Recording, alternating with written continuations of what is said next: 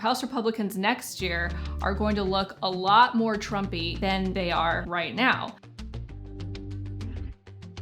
And this is in part because a lot of the Republicans who are more moderate and less right-wing conservative are going to not be here next year, either because they lost primary challenges or because they just opted to not run for re-election.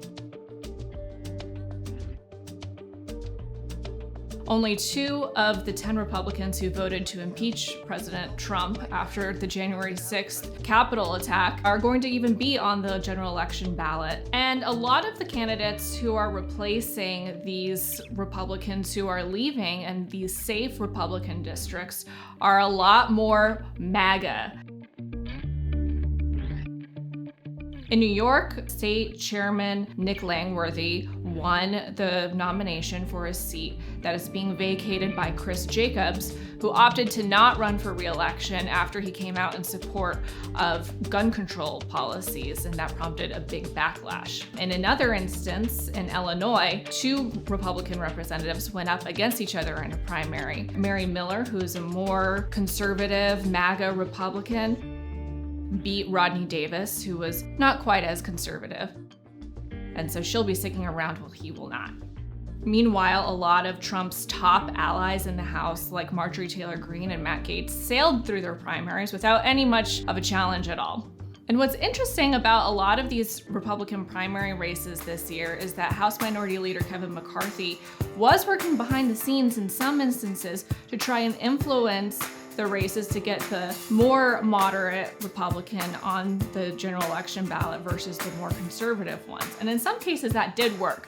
The Congressional Leadership Fund, which is a super PAC affiliated with Leader McCarthy, put a lot of last-minute resources to support Republican Representative Daniel Webster in Florida as he faced a primary challenge from far-right commentator Laura Loomer, who had a surprisingly strong primary challenge against him. And in Texas, Navy SEAL Morgan Luttrell beat the more right-wing Christian Collins in the seat that's expected to stay Republican.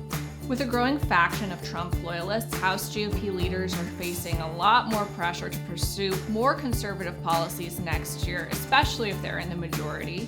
Well, I think number 1, we need to impeach Joe Biden. Number 2, we need to impeach Secretary Mayorkas. And number 3, we should impeach Merrick Garland for abusing his power at the Department of Justice and the FBI. Right now, House Minority Leader Kevin McCarthy is not committing to that. He's saying we're going to not pursue a political impeachment. But Kevin McCarthy has committed to launching an avalanche of Republican investigations into the Biden administration, including perceived politicization and political bias at the FBI and Department of Justice, particularly after the raid at Mar-a-Lago. After that, Kevin McCarthy warned Attorney General Merrick Garland to preserve his documents and clear his calendar. Kevin McCarthy is taking a lot of lessons from watching previous Republican leaders who tussled with the far-right Freedom Caucus or with Trump. Leader John Boehner and Paul Ryan both left office after some contentious party battles, and he has said that he has learned from them. So what's also notable is that Leader McCarthy has stayed in Trump's good graces even after the January 6th Capitol attack.